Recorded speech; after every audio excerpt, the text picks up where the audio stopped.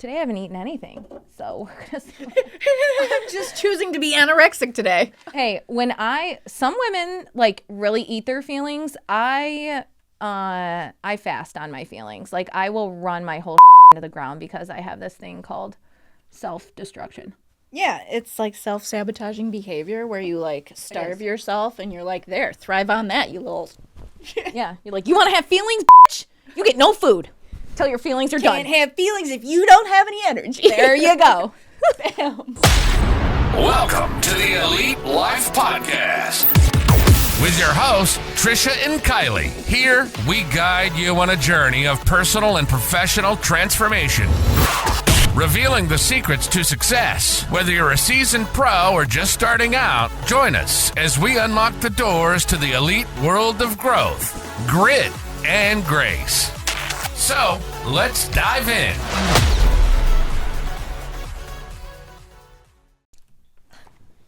Hey everybody, what up Elite Life fam? Welcome back to another episode. We are here, I'm Kylee, that's Trisha, and today we are here with, oh my gosh, my best boo. This is Bevin. This is Bevin Goldsmith. Okay, so let me tell you about her because I love her so much.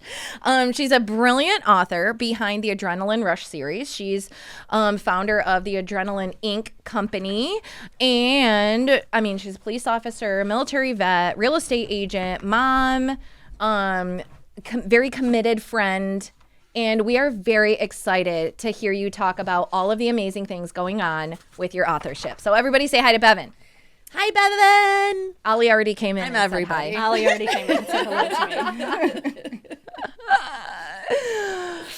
Oh, I'm so excited that you're here. So, not only are you an author, right, but you've also got, you know, an amazing military backstory. And I love the first interview that we did with you guys. We'll drop that link in the notes section if you want to go back and listen.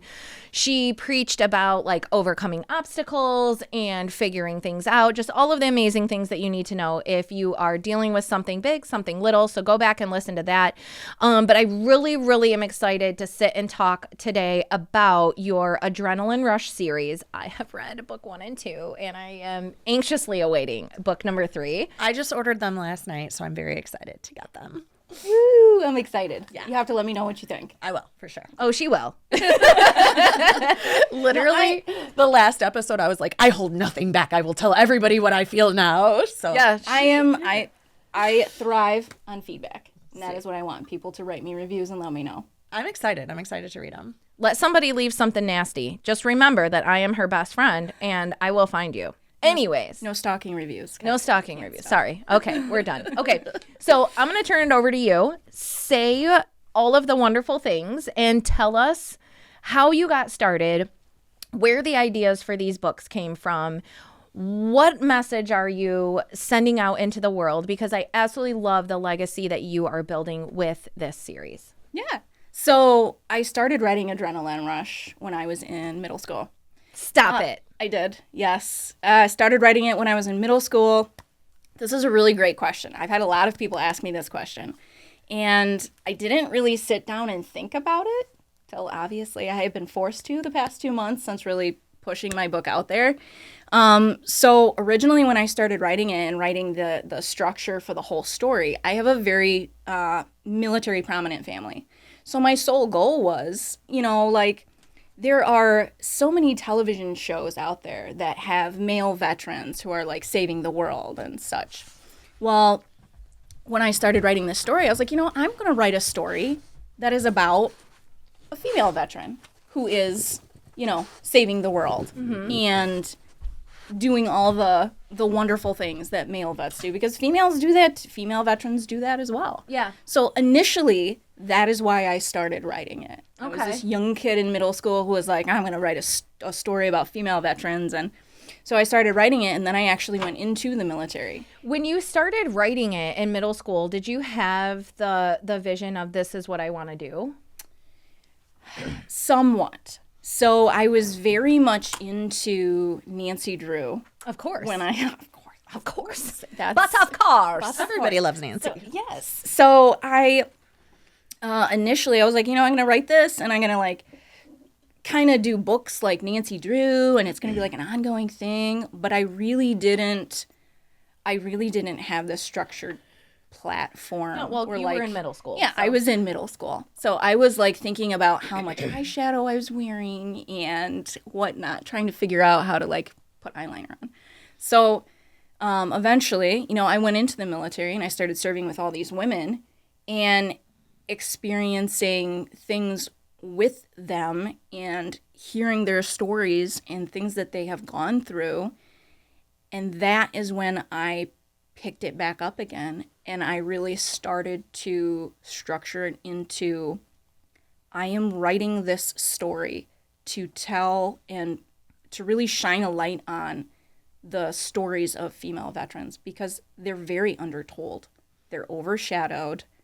And there's so much resilience and grit and strength in these women that I have served with.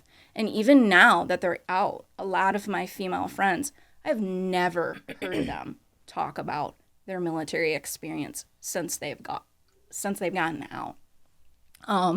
Maybe one of them has messaged me and said, I'm really proud of you for saying something, for coming out and talking about, hey, like, we're here too. And that's not to say that the entire veteran community, doesn't acknowledge female veterans. That's not what I'm saying. Well, you've had a really, really overwhelming positive response from the males as well.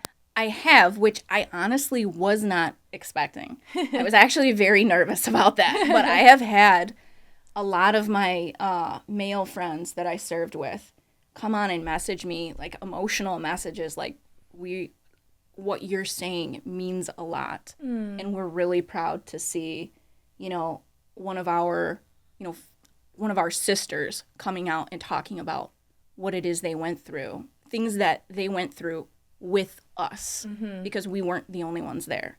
And you do have a different perspective. Absolutely. Because you are a woman, and women and men are built differently. Yeah. So like something, one of my interviews that I did, I was kind of asked the same question, and I went into, so something that I had struggled with when I was in the military is, so men are biologically built to fix things. That's how they're built. Women, we are built to be heard. We like to be heard about what's wrong. So when I was in the military, it was consistently expected of me to be strong. And I'm not saying that women can't be strong, but it was expected of me to be strong in a different way. It was expected of me to fix things, find a solution, fix things, and move on. We're not talking about it. If you fixed it, we don't need to talk about it. We're moving on. Well, being programmed to do that, I could do that. I could find a solution. I could fix something. I could move on. But I was still feeling unresolved because as a woman, I wanted to talk about it and be heard. And that was not, there was no place for that. That was not a thing. So just the entire process and why I am writing the books has really made me realize a lot about myself as a woman and why I, in a lot of instances, did feel so uncomfortable in my own skin while I was in the military, and why in some instances I do feel uncomfortable now in my own skin as a woman. Because it's like you're trying to reverse these very natural things about yourself as a woman, and then when you get back out, you're supposed to reverse them back, and you just got done being told there's no place for that, and now you're out, and now you're being told, why are you acting like that? That's very strange. That's not like typical for a woman to act like that, which makes you feel awkward and strange and like not antisocial, but not sociable. Right. If that makes sense. Yeah. So Not socially acceptable. right, not so you're like this square peg trying to force yourself into a round hole, and it's very awkward. So, but yeah, I've gotten all these messages from my male veteran friends who are extremely excited and happy that I'm coming out and talking about, the experiences and just the feelings in general attached to the transitioning process, which has been a huge thing. One of the ladies that I did an interview with, she was really excited to hear that I was talking about this topic because, like I said, it's not talked about it's not talked about. So yeah, that's the biggest thing. Just trying to get those stories out there and make a platform where there is more of a voice for female veterans to talk about, we go through things too. Yeah. And, when we come out, there's a lot that is expected of us, especially if you're in a marriage. Mm-hmm. Now you're trying to reconcile these two different feelings or expectations of where you're consistently being expected to be strong with, well, now it is essential for you to be vulnerable with your partner. That is essential for an intimate relationship. So you're trying to reconcile those two things, and it's very uncomfortable because that wasn't expected of you before. So. I was just saying that to Kylie. Like, I feel like so much of life is, first of all, understanding that, like, the way that you are, like, identity is very fluid, I was saying. And the way that you are is because of the programming you received. Yep. And you spend so much time, number one, recognizing that it's programming.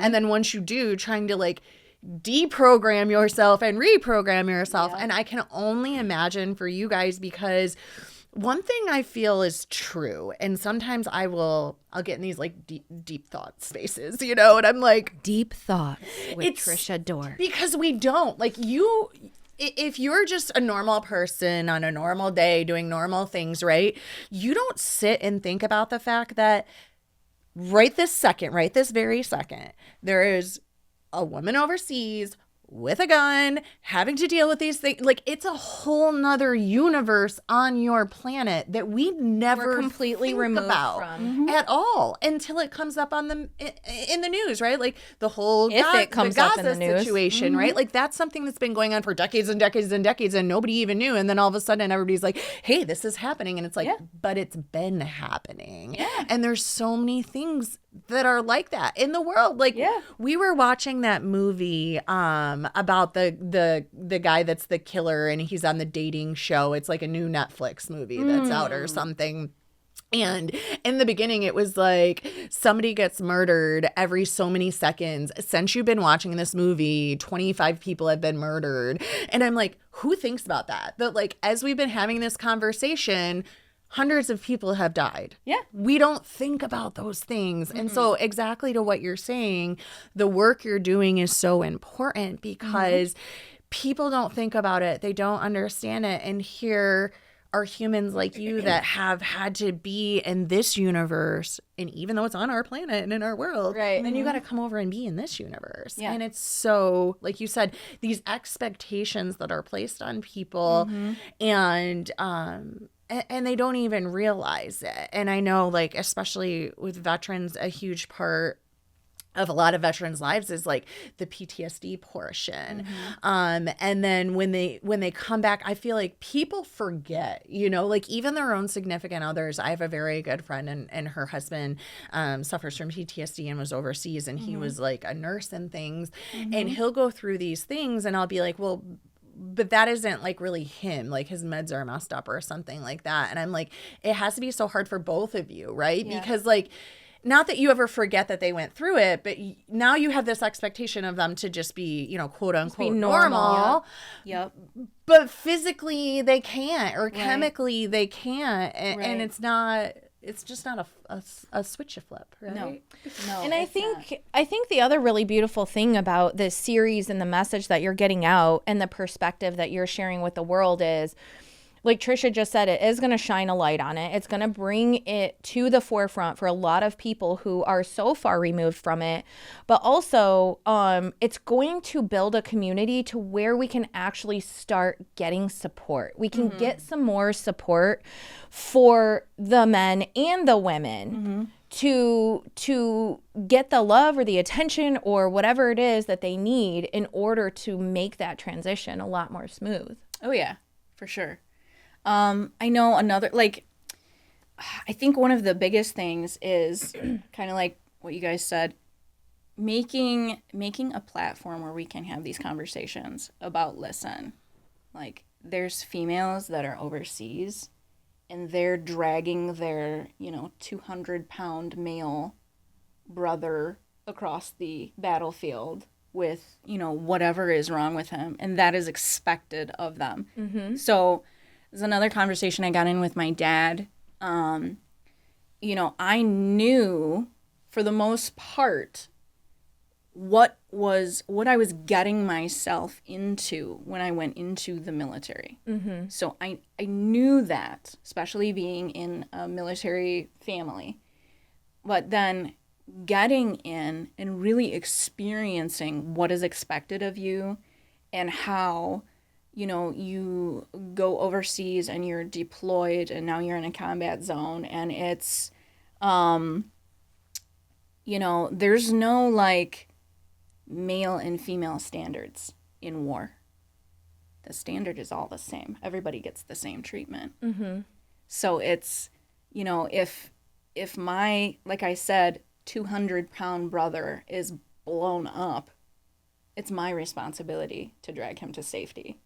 It doesn't matter how much I weigh or like that's not, there is, it, and I don't necessarily like using this term, but it goes back to the kind of the saying like people don't see color. Like there's no male and female. Everybody is just a soldier. Yeah. So now you are in a way losing your sense of identity in regard to like gender roles. There isn't that. But even then, there is a double standard because when you, under certain leadership, I've had leadership that has looked at me as inferior because I was female. Oh, we have another female soldier in our unit. What is that going to bring? Like, what issues is that going to bring? So it flip-flops back and forth consistently. And then, when you get out, it is a scary thing because you will solely be looked at, generally speaking, as a woman. There is gender when you get out. There's male and there's female. And so now you've been, like you said, programmed. It's like everybody is the same. Everybody wears the same uniform. Like there's so much uniformity involved. And I understand why. Like, it's not a bad thing. That's how the military operates. It is important. Yeah. It is very important. We need to focus on doing the battle things. You have to focus on the mission. I'm not saying those are bad things. They are there for a purpose. It's just when you get out and you're trying to get out of that mindset, especially from being in it for so long, it's another form of being institutionalized. It's just like people who are consistently in jail. And then they get out of jail and they're like, oh my God, I do not like it out here. And then they do something ridiculous to get back put back in jail. It's just a form of being institutionalized, just in a different way. I was thinking the same thing when you were talking too. I was like, it is like a lot like jail because you're another human. Like it doesn't matter who you were or what great things you did. You are here. You are number 1, 2, 3, 4, 5, and that is it. And everybody's got a number. You've got a cell. And of course, I didn't have a cell. I had a barracks room or a chew. I think that's my favorite. It's the chew. The chew. But you also lose like. You're empowered, but your power is taken because you, like you said, there's these expectations. You are doing this. You are doing. It doesn't matter if you feel like it. You want to. You're having a good day. You're having a bad. None of that matters. Yeah, you have to show up. Yeah, it's the keys of your life are in what I like to call the invisible hands, like the magic army hands. Since I was in the army, you don't have the keys to your life. Your entire battle rhythm or schedule, your Google Calendar is made for the entire day. Your day is spoken for. You have maybe a few hours that you need to figure out on your own. And other than that, that is your life. Every day is basically like Groundhog Day with Bill Murray, minus a few things. Minus Bill Murray. Minus Bill Murray. Right. So I think I said to one of my military friends, he had come on to one of my lives the other day. He had asked me, what was life like in the military? And I said the same thing. It was basically like Groundhog Day with Bill Murray, with minor differences. We either did or did not know, if we were going to get chewed out by Sergeant First Class Key the next morning for something that we didn't know that we did. Yeah. And most days were great, but the best days were the days that we got zonk PT, which is, we're not doing PT this morning. Get out of my face. I don't want to see you until 9 a.m. Go to your barracks room and don't do anything dumb. I like that. Can I do that at my house? Yeah. I'll go to my room right now. I can do whatever I want in my room. I can go to sleep. It doesn't matter. I love that. And I think that the next thing I want to talk about is so book 1 and book 2 are out. They're on Amazon. Yes. If you search up Adrenaline Rush, Bevin Goldsmith, you will find them. You can buy them. Yes. You can They buy are them good. together. I bought the pack. I love it. So I like, can you walk us through, you know, because we have our central character, Kate Molson, and all of these other really amazing characters that you and I have talked about. I'm like, oh, love Real, Sergeant like, Prince. I have met people like this in the military, and I could not let their personalities go. So you have drawn inspiration. So each of these characters represents someone or a personality that you find when you're in the military. Traits of people that are still to this day very good friends of mine. Very good friends. Do you think that when they read it, they will know? They'll be like, oh, They will absolutely. And they will probably message me and ask me for a portion of royalties. So I will be broke by the end of this book series. So yeah, a lot of the people that I served with, Kate Molson is just a compilation of the women that I served with and the experiences and traumas that they went through. I know a few readers that have read book 1 are just like, it was like an emotional journey, and it was emotionally exhausting for was them a lot to read going the on. book. Like, they loved the book, but it was emotionally exhausting. took me 4 days. I read it in 4 days. And they were, you know, a lot of them have been like, oh my goodness, how has she not, like... Well, I'm pretty sure I called you and I was like, did these things all happen to you? You're like, God, no, it's fiction. No, I'm not a sociopath. Like, no, it's fiction. But yeah, no, it's just goes back to show you, like, this is some women that I've served with. This is what they're going through, even now. And I got out of the military in 2013, and some of my female friends are still in the thick of this emotional mess of transitioning and trying to figure it out. Because when you get out, the biggest thing is you lose your sense of identity. Because your identity was soldier. It was soldier. That's what your identity was. And now you have to figure out who you are as. You didn't have emotions. You didn't have those expectations we talked about. You had a sense of purpose. You knew what your purpose was. People told you what your purpose was every day. Now you get your keys back and you got to make your own battle rhythm, and you're out now and you don't have a sense of identity. You don't have a battle rhythm, and they kind of just like gave you the keys to the car and you don't know how to drive. Yeah, like if you think about like some of the things you were really like, I was a sniper. I was really good at killing people. Well, you don't get to come out and just start killing people. You're not going to Burger King. You're like, but I'm really the best killer. And they're like, I can this isn't a movie and you're not allowed to do that here. Yeah, a lot of my friends who were infantry, and they were, oh my goodness, so knowledgeable, so good at their jobs. They're out, still trying to figure things out now. And They're math majors at MIT. right, like, the one thing they've said to me is, I picked the wrong job. I can't put infantry on my resume. So now, instead of, because it's not the 1940s anymore. Right. We're not fighting World War II. Okay. There was a specific, there was a really specific purpose, like in the 1940s, where people were going in. We're going in to fight World War II, and then we're going to get out. We're going to get back to life. Now it's, you have had this generation of soldier that has gone in because they want to serve their country, and they're serving their country. They have this huge sense of identity, and maybe something happens where now they're getting medically discharged or retired, and now they're getting out, and they had a job where they were like drawing maps or Doing the math for their partner. Like the trajectory. yeah, math. they were a spotter or an assistant to a sniper or something like that. And now they're out and they can't put that on their resume. Right. What do you do with that? Burger King or McDonald's is going to tell them you're overqualified. Or, it's, so now that's transitioned to a different group of soldiers that's like, I'm going to go in the military, and I'm going in the military because I'm going to get this job, and it's going to give me experience for when I get out to do this. So it's like that mindset has drastically changed.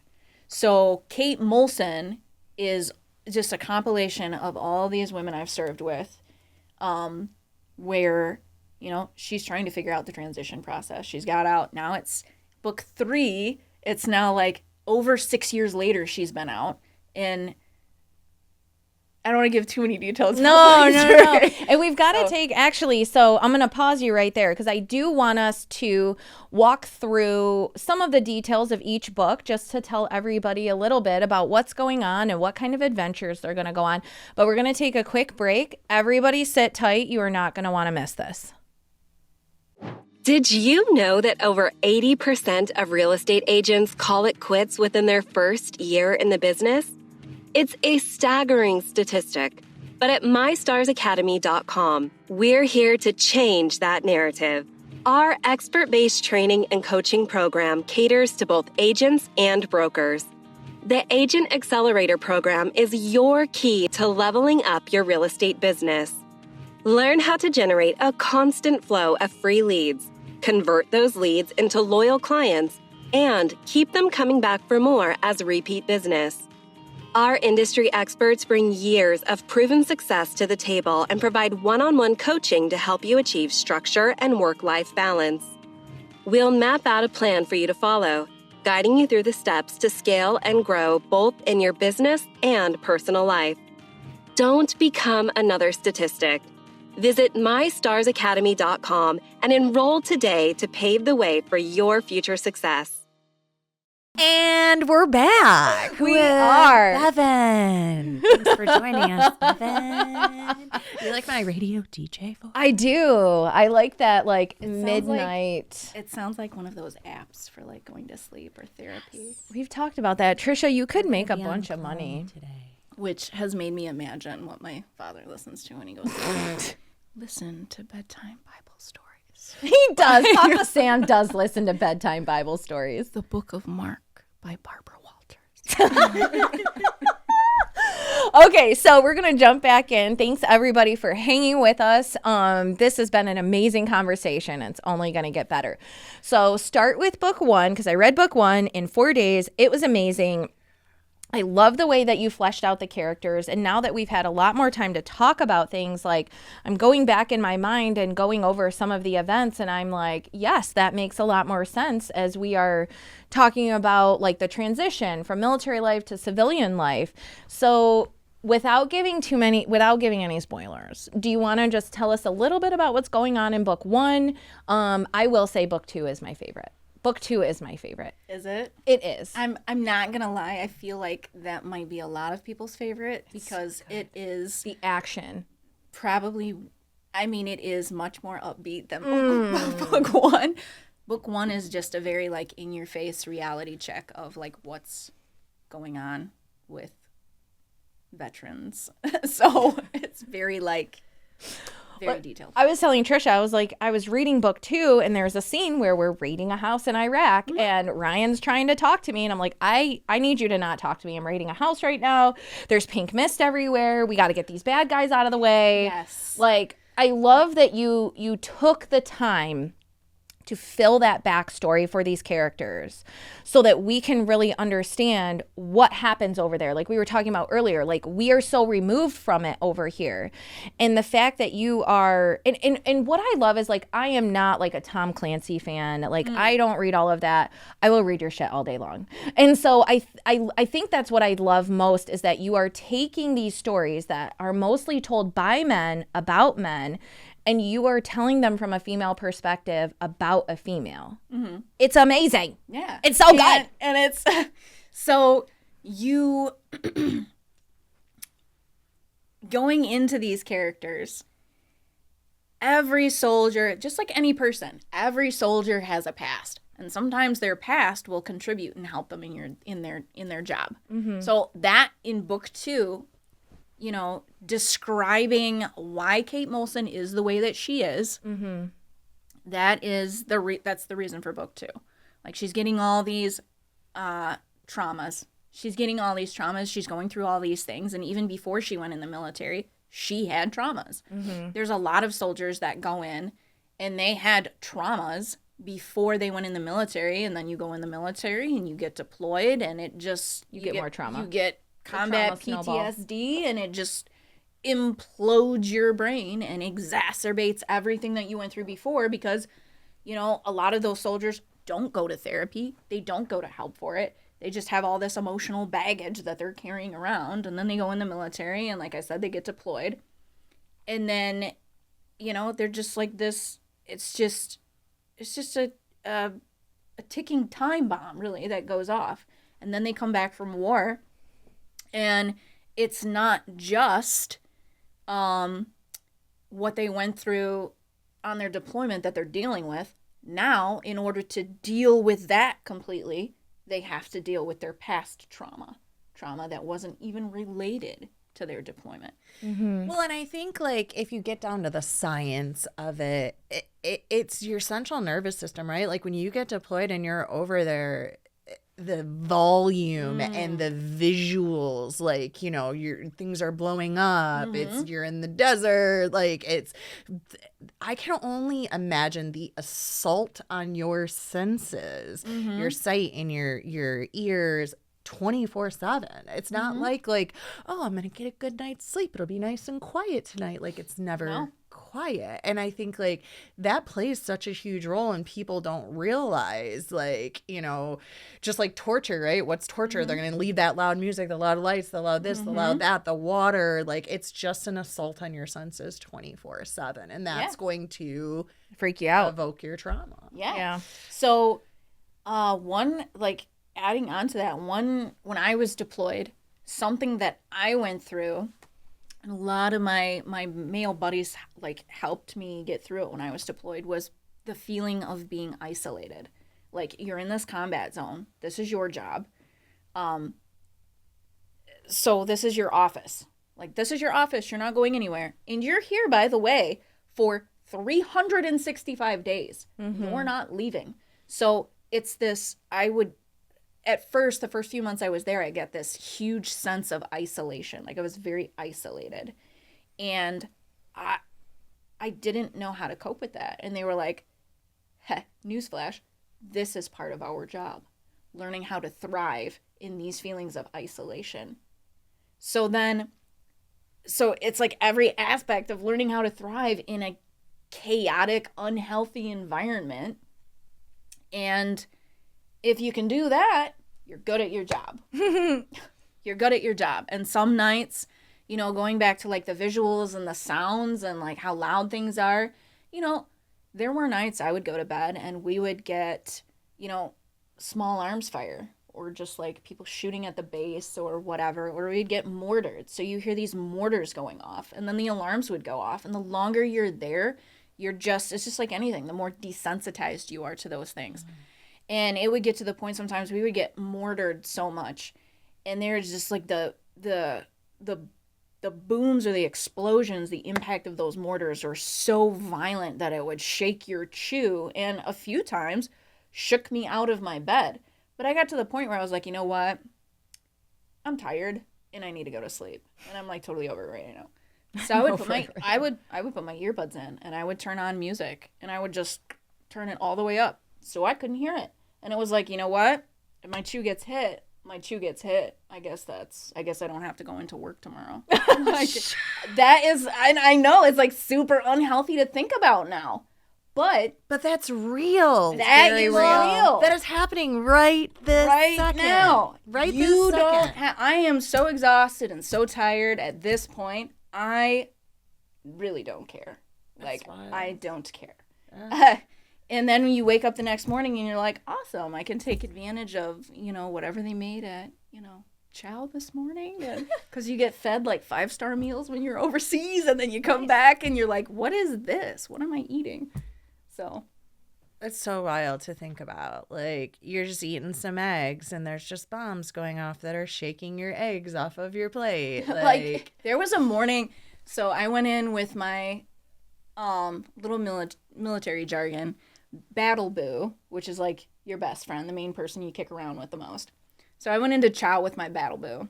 And we're looking around and he starts laughing and I'm like, what is so funny? Why are you laughing? It's too early to be laughing right now. I think it was like 4 or 5 o'clock in the morning. And he was like, there's a hole in the middle of the DFAC. I missed that last night. I must have slept really deep. And, you know, there's other guys behind me that are like, ha ha, who passed gas? Like silly things like that. No, like in the middle of midnight chow, when people were eating midnight chow because they just got off of an 18-hour mission, a mortar, you know, hit in the middle of the DFAC while you're trying to eat your meal, and they're like, great, that's rude and inconsiderate. I only just got off work. Like, this is our line of and it's like this gallows humor goes into it, and it's all so that you can cope. Right. Because they're not normal situations. It's not healthy. There's nothing normal about it. So that's part of like that I think that mindset is required in order to get through it. And then you get out and now you have to learn how to process the fact that that's not actually a healthy way of thinking. You have to get your empathy back, right? Yeah, like that empathy, has to be so hard because I don't want to say I wasn't raised in a very empathetic house, but like empathy is something like I've had to work on. Yeah. I wasn't naturally an empathetic person. I'm like, well, just shake it off. What's your problem? Like, get over it, you know? But when you have children, like you got to work on it, you know? Or you do. They expect you to sympathize with them. Yeah, but it's an always job. So I can't imagine when you have to like intentionally fully shut it off to bring that back. Like that, it's uncomfortable. Yeah. It when I first started doing it, it literally would make me like crawl in my skin. It was just like uncomfortable, and it was like ugh, icky, like yuck. Like it didn't feel good. But then when I transitioned out, I was pregnant with my daughter. So I was already trying to solely focus on like becoming a mom and things like that. And then I had my daughter, and I was like, that was a super emotional process because I suddenly turned into this very, you know, like loving, caring, emotional, like empathetic person to my daughter. And it's like people that looked at her wrong, I was like, you know, it's like this, my rate of emotions. That's like, why are you looking at my kid like that? Like, yeah. I remember crying when I was pregnant, and it was one of those things where it's like, what is this liquid coming out of my face? It burns. I cried so much when I was pregnant, and it was so foreign to me because I'm not a crier. So like, why am I now crying over Lilo and Stitch? She's like, home is family. And I'm like, why is this happening to my face? Every time, man. Every time. Now I cry all the time. But it is. It's like when you become a mother and you have this child like that, it fundamentally changes you. Yeah. So, going through all these processes with all these different, you've asked me like all these characters in my book. I'm like, yeah, I served with people who they were in prison and they were pretty prominent like drug lords who Uncle Sam, you know, came in and said, listen, you can either do your next 7 years with Lady Justice or you can come and help me out. And they were like, goodbye, Lady Justice. I will go to Uncle Sam. And they chose their service. And that's how they came about. So that was useful because they already knew how to read people. They knew. And probably kill people. And that as well. I didn't know that was an option. So there are... Is that like a pretty like does that happen a lot where they're like, hey, if you want to go serve instead of serving time, you can go serve your country? I don't know because like I said, I got out in 2013. Yeah. I don't know if that is as prominent now, but when I was in, I met guys where it happened more often than you think. Yeah. So it's like you can either try and reform yourself in prison or you can get out and you can go reform yourself in the military. I love that. I think that's a phenomenal idea. Yeah. Phenomenal. And a lot of these guys, I'm not going to lie, a lot of those guys had an easier time. Well, I don't want to say an easier time.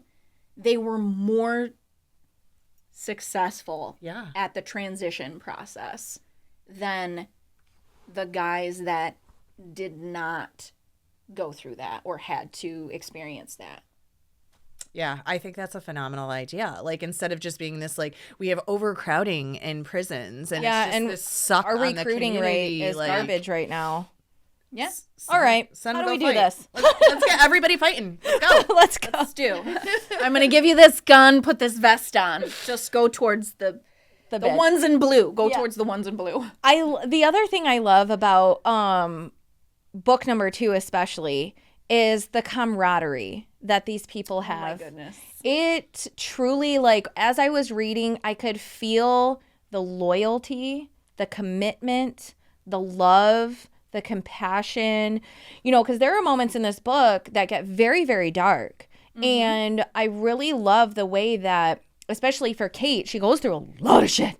And so the fact that her brothers come around her and support her and care about her and lift her up and let her know, hey, we're here for you. It's going to be okay. Like, it's going to be okay. It is tangible. It is something that you have created that is tangible. And I absolutely adore it. Yeah. So, touching on that, one of the parts of my book, so like when Kirk is killed from an IED, you are now looking at this aspect of, you have this team, this group of men that are, it's not just because they're soldiers, it's because you guys have such a close bond, and the experiences you've been through, which are unlike any other experiences. It's not something you can gain on social media or going to 7-Eleven and drinking Slurpees. You've literally been hiding in bunkers together and hunting people and, going through training and just all these Gritty things. So now you have all these brothers that are they are 100% willing at any moment to throw themselves on a grenade for you. And she's not only in this because Kate, she's going down into this canal and she's just doing her job.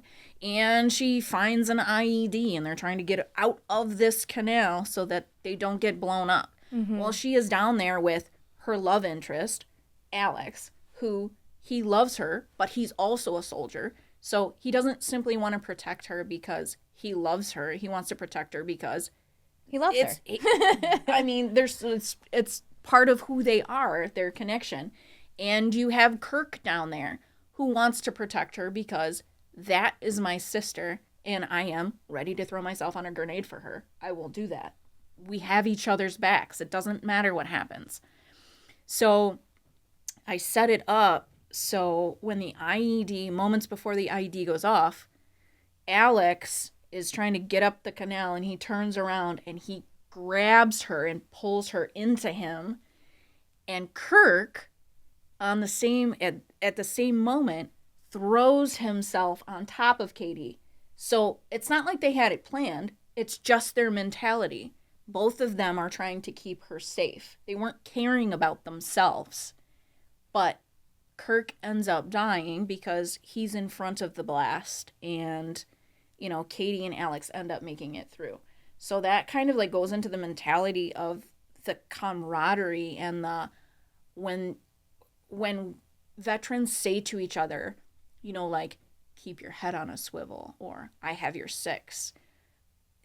They're in that situation.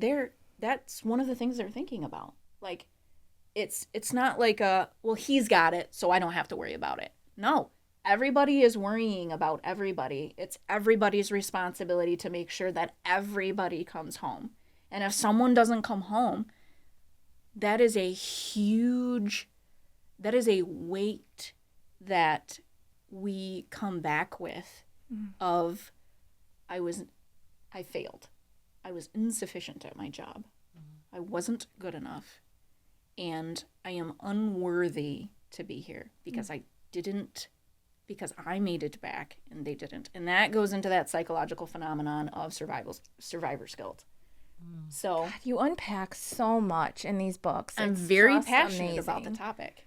So book 3, I will touch on some topics. So one of the major topics that I really, really go into is PTSD, and like the top 3 issues that veterans deal with when they get out.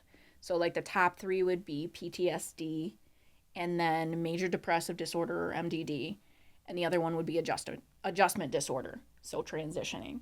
And then, connected with PTSD, because, from having traumatic military experiences, or from combat, or losing comrades, or whatever, you lose comrades. Now you have survivor's guilt, and that's generally associated with PTSD. Another thing that people don't think about is when, people say it doesn't matter what service you're in. Okay, we're all brothers and sisters in arms. We all feel some sort of connection or responsibility to one another. So if one of my brothers and sisters, let's say from the Navy, comes on the news that one of them dies, I feel a deep sense of remorse, because that was one of my brothers and sisters, and I wasn't there for them. I still get that to this day. So that's a huge thing that, non-veterans, they're like, well, you didn't even know that person. Right. You don't get it. Yeah. Like, this is, when they say one team, one fight, it doesn't matter what branch you're in. Which, when you're in, they'll joke about, no, it totally I was going to say, y'all have spats. It totally matters. Which I would get in conversations. There were, like, inside jokes about, there's really only one military service, which would be, like, the Army. There's jokes like the Air Force is a corporation, the Marine Corps is a cult, and like the Navy is, I don't even know. Like, so. Just there to look pretty. Just there to look pretty. I think the Marine Corps was like the only service to be asked by PETA to stop drinking Cobra blood. Oh my God. This is a real thing. You can Google it. So, yeah, that is something that non-veterans don't realize. Like, it doesn't matter if I don't know them. They were part of my team. That is my team. And one of them is gone. And, I wasn't there. There's nothing I can do about that. So that's like, I don't know. That's another aspect that I touch on. But book 3, it goes into those things. And Katie's battle boo, he is the one that is going through that, because as the medic of the Black Devils, the Special Forces unit that she's part of or connected to in book 2, he is dealing with survivor's guilt because he was unable to save Kirk. So these are just, veterans are really misunderstood, and there's so many complex, just psychological things of why we are the way that we are, and I am trying to explain those things so people can read that and be like, oh, Yeah, especially if I get it. Especially if, like, I want to recommend these books obviously to everybody, but especially if you are a non-military person and you have a military person in your life, I would highly recommend that you read through these to get a really good understanding of what these people have gone through, what they might be dealing with, and, maybe doing a little research or just finding a way to support them. I know that there are a lot of really, really outstanding organizations out there that do provide support, but that's on a 30,000 foot level. If you've got a veteran next door to you, please bake them some cookies.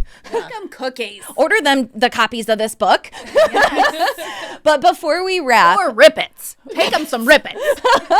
Before we wrap, Bevin, I want to give you a chance to tell people, where they can find you, how they can follow you, where you're going to be doing book signings, what you have coming up, and how they can buy the books. Okay. You can buy the books on Amazon. You can also purchase the books from me. I have an author Facebook, which is Bevin Goldsmith. I also have an author Instagram, which is Bevin Goldsmith. I'll be doing book signings November 9th from noon to 3 at R&B Books in Grand Blanc. I'll also be doing a book signing November 23rd at 2nd and Charles in Auburn Hills. That's going to be from 1 to 3. That's good. That's it. I'll link it in the show notes because I went on Amazon last night and got it, and you can follow Bevin on Amazon as well. Yeah. So And Kindle Vella. Yeah, right? Yes, that is There's another great episodes way there. to follow is going on my author page for Amazon and just clicking, like and follow. Kindle Vella, like and follow. Write a review. Let me know what you think. If I don't know what you think, I can't fix things or be better for you guys. What do you want to know about? What did I miss? What do you want me to explain? I can do that. I thrive on feedback.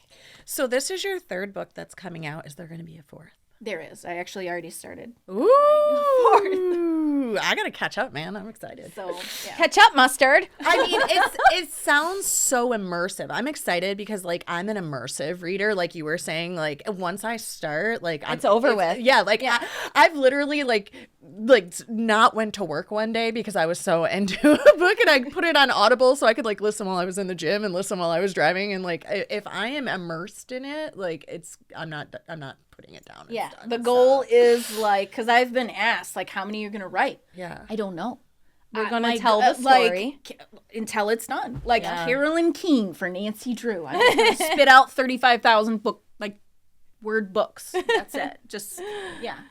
I love it. Thank you so much for coming today, Bevin. It was such a pleasure to open this up and just unravel all of these things and just let people know what's going on. And sure. I love again that you are a new voice that is giving a platform for people, mainly, women who have not had the opportunity to have their stories told, and exploring all of these things so that non-military people like us can really get a good feel for exactly what you guys have gone through, what you're dealing with before, after, in the middle, down the road, and that it is an ongoing situation. So I'm really glad that you came today. Absolutely. I love you. No fun questions today. Oh, no. We have 1 minute left, so I'm going to wrap up.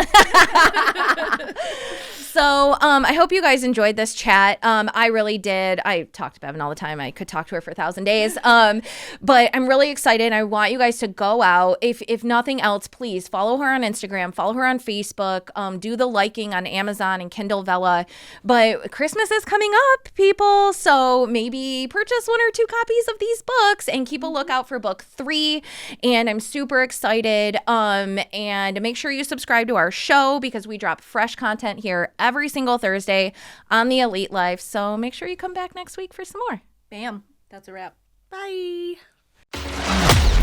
Thank you for joining us today on the Elite Life Podcast with Trish and Kylee. Don't forget to share this episode with a friend so we can keep delivering you more fantastic insights on grit, grace, and growth.